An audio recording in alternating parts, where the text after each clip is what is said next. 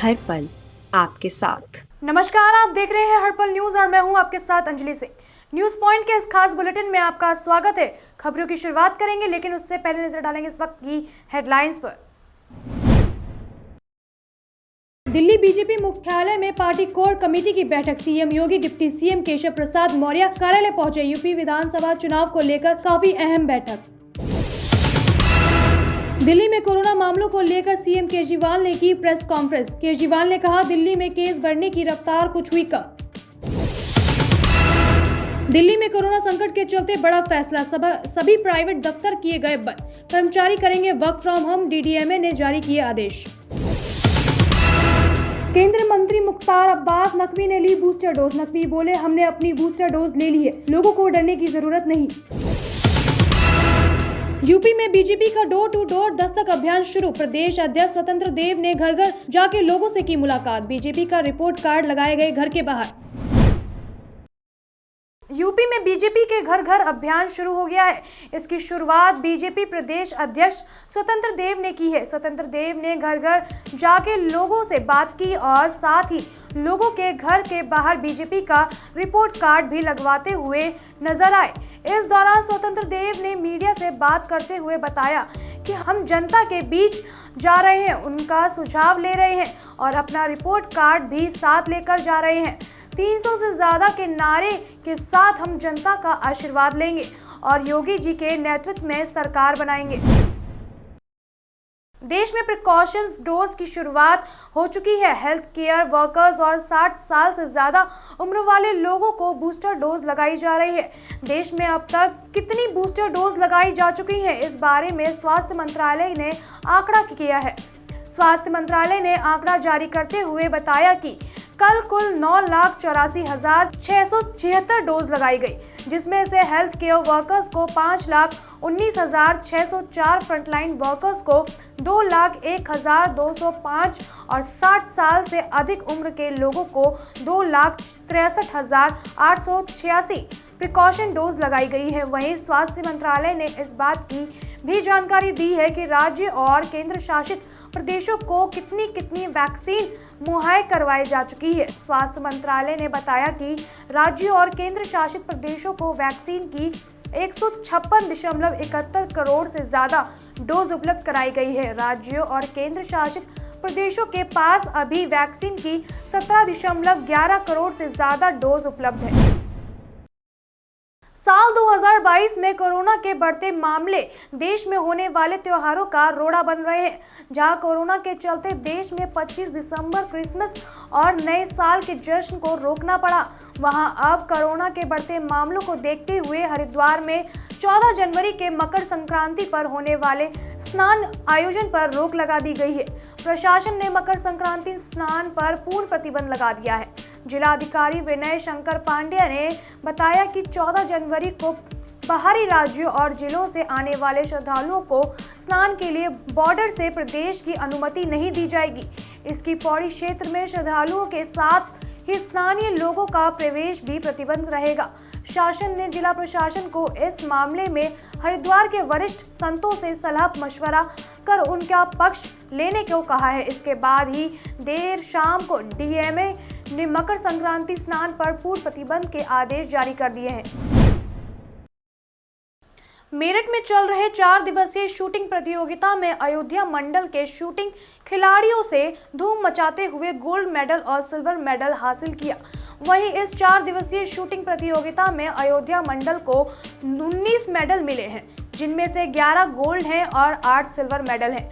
इस टीम का प्रतिनिधित्व कर रहे कोच सनी कुमार वर्मा ने नेतृत्व में मेडल पाए हुए टीम को सिटी मजिस्ट्रेट सत्येंद्र कुमार सिंह ने मेडल पहनकर सम्मानित किया और सभी के उज्जवल भविष्य की कामना की। इस दौरान सनी कुमार वर्मा ने बताया कि 19 मेडल में सभी मेडल भव्य शूटिंग रेंज को गए हैं, जिसमें महिलाओं की कैटेगरी और पुरुष कैटेगरी में अलग अलग मेडल आए हैं।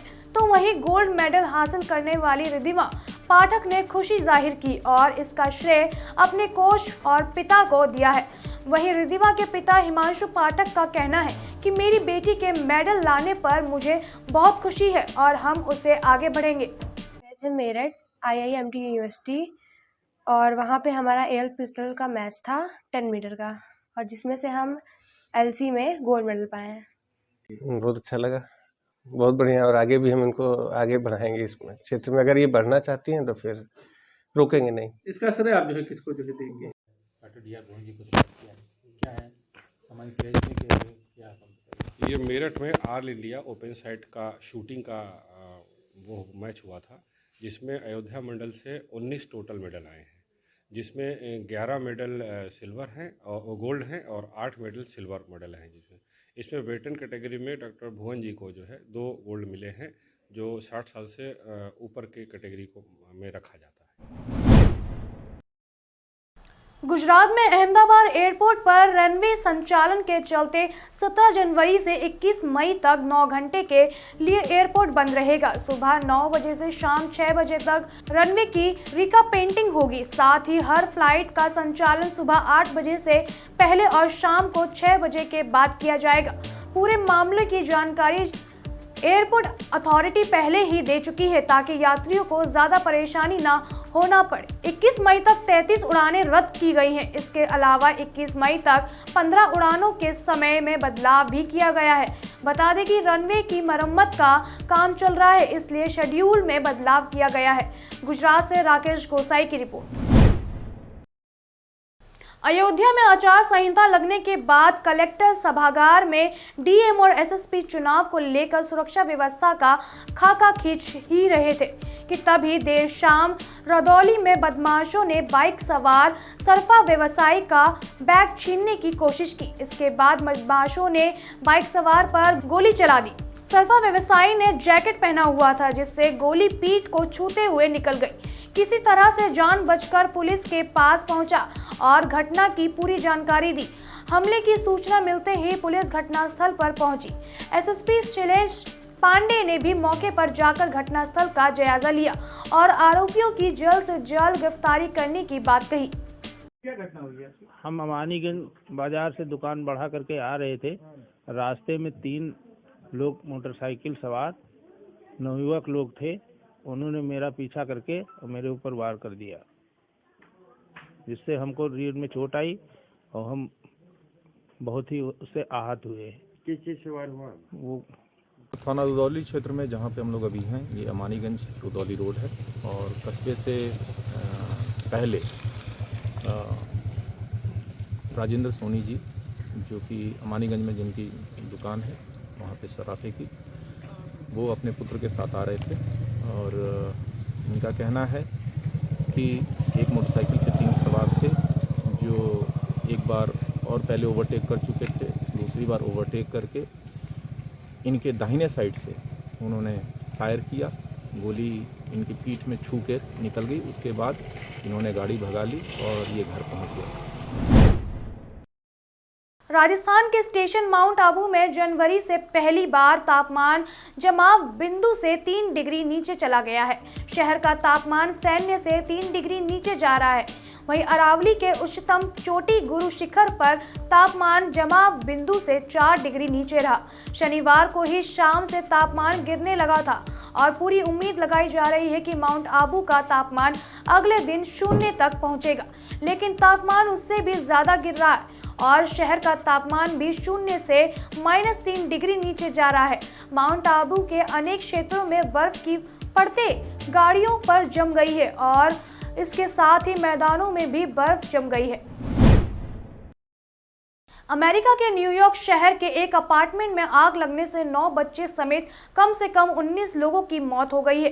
न्यूयॉर्क बैंकेट्स अपार्टमेंट्स में रविवार सुबह भीषण दुर्घटना में 50 से अधिक लोग झुलस गए, जिन्हें 5 अलग अलग अस्पतालों में भर्ती कराया गया है। घायलों में 1 दर्जन की हालत गंभीर है, जब अपार्टमेंट्स में एक मंजिल पर रहने वाले लोग प्रभावित हुए हैं। वहीं आग के धुएं से लोगों के सांस लेने में दिक्कत हो रही है। अग्निशमन विभाग के आयुक्त डेजिन नेगी के मुताबिक हादसा रविवार सुबह 11 बजे हुआ है। आग कैसे लगी, इस पर अभी तक कोई आधिकारिक बयान नहीं आया है, लेकिन न्यूयॉर्क शहर के मेयर एरिक एडम्स के मुताबिक आग शरद रूम हीटर की वजह से लगी है। मेयर ने हादसे को शहर की सबसे भयानक घटना बताया है। मुश्किल से मुश्किल हालातों में भी चट्टान की तरह खड़े रहने और डटकर उसका मुकाबला करना, इसका सबसे बड़ा उदाहरण है भारतीय सेना। एक बनागी खुद सेना द्वारा शेयर किए गए एक वीडियो में देखने को मिली है, जिसमें भारतीय सेना का एक जवान कड़ाके की ठंड में बर्फीली तूफान के बीच अपनी ड्यूटी निभाता दिखाई देता है। भारतीय सेना का ये जवान घुटने भर बर्फ में खड़े होकर देश की शहादत की निगरानी करता हुआ नजर आ रहा है। वायरल हो रहे इस वीडियो में देखा जा सकता है कि कैसे जाबाज भारतीय सैनिक बर्फीले तूफान में अपने हाथ में राइफल लेकर खड़ा है। तूफान इतना तेज है कि सैनिक के घुटने तक बर्फ जमा हो चुकी है, लेकिन बर्फ के थपेड़ भी उसे उसके कर्तव्य पथ से डिगा नहीं सके। यूपी में 23 जनवरी को आयोजित होने वाली यूपी टेट की परीक्षा को लेकर सरकार ने जिलेवार परीक्षा केंद्रों की सूची जारी कर दी है। इसके साथ ही इस बात की भी लगभग पुष्टि हो गई है कि सरकार ने 23 जनवरी को ही परीक्षा कराने का निर्णय लिया है। अभ्यर्थी यूपी टेट परीक्षा 2021 के लिए नए एडमिट कार्ड ऑफिशियल वेबसाइट से डाउनलोड कर सकेंगे। इस परीक्षा के लिए UP TET exam admit card download करने की तिथि को घोषित कर दिया गया है। इच्छुक उम्मीदवार 12 जनवरी से अब UP TET admit card download कर सकेंगे। हालांकि कुछ दिन पहले एक खबर वायरल हुई थी जिसमें कहा गया था कि यूपी टेट की परीक्षा स्थगित कर दी गई है, लेकिन ऐसा कुछ भी नहीं है। सरकार ने परीक्षा जिस समय पर निर्धारित की है उसी समय पर होगी। बता दें कि यह परीक्षा पिछले साल नवंबर को होनी थी, लेकिन पेपर लीक की वजह से रद्द कर दी गई। ऐसे में इस बार पहले से पुख्ता इंतजाम किए जाएंगे, लेकिन इस बार परीक्षा टालने का कारण कोविड बन सकता है। राजस्थान शिक्षा विभाग ने राज्य स्तर पर शिक्षक भर्ती के लिए राजस्थान पात्रता परीक्षा रीट 2021 के तहत भर्तियों की घोषणा कर दी है। विभाग ने शिक्षक स्तर के 1 और शिक्षक स्तर के 2 यानी उच्च प्राथमिक कक्षा 6 से 8वीं तक के 32,000 रिक्त पदों पर भर्ती की घोषणा की है। इस भर्ती के लिए ऑनलाइन आवेदन 10 जनवरी से शुरू हो गया है। इच्छुक और पात्र उम्मीदवार जिनके पास BA BEd स्नातकोत्तर डिग्री है, वह अपनी लॉगिन ID और पासवर्ड दर्ज करके ss.rajasthan.government.in पर आवेदन कर सकते हैं। आवेदन करने की लास्ट डेट 9 फरवरी 2022 निर्धारित है।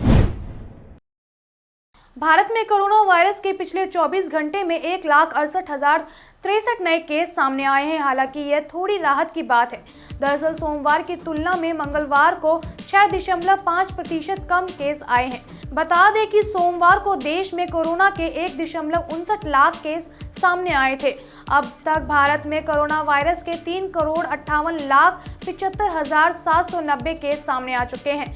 वहीं देश में ओमिक्रॉन के केस बढ़कर 4,461 हो गए हैं। पिछले 24 घंटे की बात करें तो सबसे ज्यादा मौतें केरल 166 में हुई है।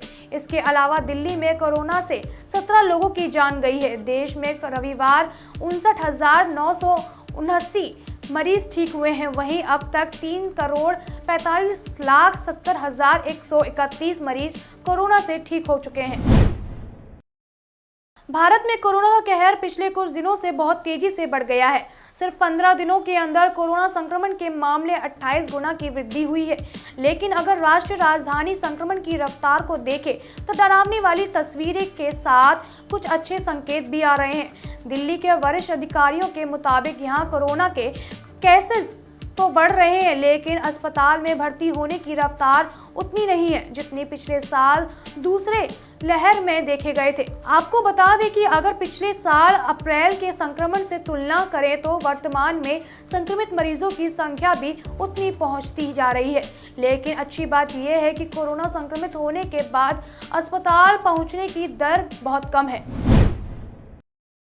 राजस्थान में कोरोना संक्रमण और नया वेरिएंट ओमिक्रॉन दोनों का कहर बरकरार है। कोरोना की तीसरी लहर के खतरे के बीच प्रदेश के हर दिन रिकॉर्ड तोड़ मरीज मिल रहे हैं।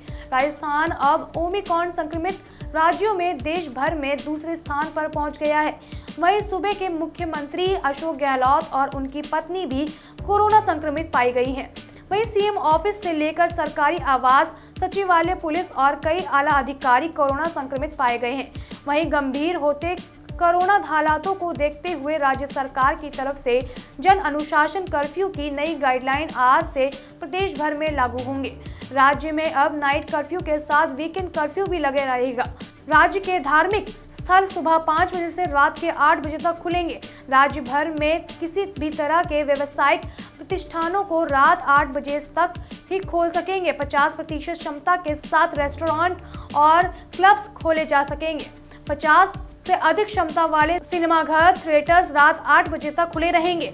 सभी प्रकार के आयोजन जैसे शादी समारोह कार्यक्रम में 100 लोग भाग ले सकेंगे, लेकिन नगर निगमों में और नगर निगमों क्षेत्रों में केवल 50 लोग ही अनुमति रहेगी। अंतिम संस्कार में केवल 20 लोग ही शामिल हो सकते हैं। सभी नगर निगम और नगर निगम क्षेत्र में 12वीं तक की शैक्षिक गतिविधियां 30 जनवरी तक बंद रहेंगी और ऑनलाइन पढ़ाई जारी रहेगी। राजस्थान में पिछले 24 घंटे में कोरोना के 6095 नए मामले सामने आए हैं। 2 मरीजों की मौत हुई है। इसी के साथ प्रदेश के एक्टिव केस 25,000 के पार पहुंच गए हैं। आपको बता दें कि राज्य के 33 में से 10 जिलों में 100 से ज्यादा केस पाए गए हैं। वहीं सीएम अशोक गहलोत के संक्रमित होने के बाद उनकी पत्नी सुनीता गहलोत भी पॉजिटिव पाई गई हैं। इसके अलावा गृह राज्य मंत्री राजेंद्र सिंह यादव जयपुर ग्रामीण से सांसद और पूर्व केंद्रीय मंत्री राज्यवर्धन सिंह राठौर और उनके राज्य संबंध से विधायक दीप्ति महेश्वरी को भी रिपोर्ट पॉजिटिव आई है। इसके अलावा राज्य गृह मंत्री राजेंद्र सिंह यादव जयपुर ग्रामीण से सांसद और पूर्व केंद्रीय मंत्री राज्यवर्धन सिंह राठौर और उनके राज्य संबंध से विधायक दीप्ति महेश्वरी की भी कोरोना रिपोर्ट पॉजिटिव आई है। हरियाणा में कोरोना जानलेवा और आक्रामक होता जा रहा है। प्रदेश में अब तक एक्टिव केस 22,477 हैं। आपको बता दें कि 1 जनवरी से लेकर 10 जनवरी तक 10 लोगों की मौत हो गई है। अकेले 10 जनवरी को कोरोना से 5 लोगों की मौत हो गई। अब तक तीसरी लहर में एक ही दिन में इतने मरने वाले लोगों की संख्या सबसे अधिक है। कोरोना से मरने वाले मृतकों को कुल आंकड़ा 10,077 पहुंच गया है। वहीं दूसरी ओर हरियाणा सरकार ने ग्रुप MA में प्रदेश के 8 जिलों का शामिल किया है, जिसमें सिरसा, रेवाड़ी, फतेहाबाद, मदेगढ़, कैथल, भिवानी और हिंसा जिला शामिल है। ग्रुप A में अब कुल 19 जिले शामिल हो गए हैं। इन जिलों में पब्लिक मीटिंग, रैली, धरने पर प्रतिबंध है। बता दें कि जिले में इन आदेशों का उल्लंघन करने पर डिजास्टर मैनेजमेंट एक्ट के तहत कार्रवाई के आदेश हैं। यूपी के कई शहरों में पहाड़ों जैसी ठंड पड़ रही है। इस बीच कानपुर में न्यूनतम तापमान 4 डिग्री और मेरठ में 5.8 डिग्री दर्ज हुआ है। हालांकि सुबह राजधानी और आसपास के कुछ जिलों में आसमान साफ होने से लोगों को राहत मिली।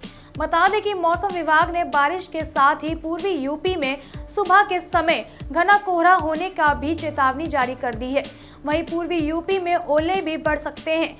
मौसम विभाग ने आज प्रदेश भर में बूंदाबांदी के साथ हल्की बारिश की चेतावनी भी जारी की है। पश्चिमी विक्षोभ के चलते अफगानिस्तान, पाकिस्तान से होकर जम्मू कश्मीर से होते हुए हवाएं अब प्रदेश भर में बारिश की वजह बन रही है। देश की राजधानी दिल्ली समेत उत्तर भारत के कई इलाकों में बीते कुछ दिनों में जमकर बारिश हुई। हालांकि अब आने वाले दिनों में बारिश कई अन्य राज्यों का रुख कर रही सकती है। इसको लेकर मौसम विभाग ने चेतावनी जारी की है। वेस्टर्न डिस्टर्बेंस के चलते देश के पूर्वी हिस्से में आज जमकर बारिश हो सकती है। मौसम विभाग ने येलो और ऑरेंज अलर्ट भी जारी किया है। उधर दिल्ली समेत उत्तर भारत में एक बार फिर से कपकपाने वाली सर्दी की वापसी हो सकती है। दिल्ली, चंडीगढ़, जयपुर समेत कई इलाकों में न्यूनतम तापमान में गिरावट दर्ज की जा सकती है।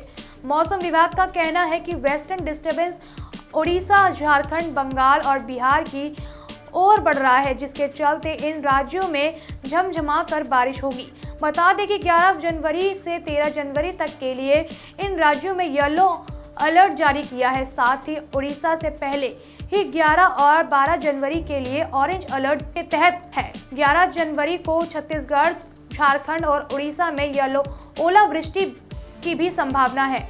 मौसम विभाग के अधिकारी की माने तो उत्तर भारत में ठंड की वापसी हो सकती है। राजस्थान हरियाणा में घना कोहरा छाया रह सकता है। इसके अलावा राष्ट्रीय राजधानी दिल्ली में भी 16 जनवरी तक बारिश की कोई संभावना नहीं जताई गई है। गौरतलब है कि रविवार तक राजधानी और उसके आसपास के इलाकों में जमकर बारिश हुई थी। राष्ट्रीय राजधानी दिल्ली में आज यानी 11 जनवरी को मौसम साफ रहने की उम्मीद है। दिल्ली में 13 जनवरी तक हल्के से मध्यम कोहरा देखने को मिल सकता है। वहीं न्यूनतम तापमान 7 से 9 डिग्री सेल्सियस जबकि अधिकतम तापमान 17 से 20 डिग्री सेल्सियस तक रहने का अनुमान है। मौसम विभाग के मुताबिक उत्तर प्रदेश, हिमाचल प्रदेश और उत्तराखंड के कुछ हिस्सों में बारिश होने की संभावना है, जबकि हिमाचल के चंबा जिले के ऊपरी इलाकों में जबरदस्त बर्फबारी हो रही है। हिमाचल प्रदेश के चंबा के प्रसिद्ध पर्यटन स्थल डलहौजी में फिर से हिमयुग लौट आया है। ताजा बर्फबारी से हर तरफ बर्फ की सफेद चादर बिछ गई है। देश दुनिया की सभी बड़ी खबरों के लिए बने रहिए हर्पल न्यूज के साथ।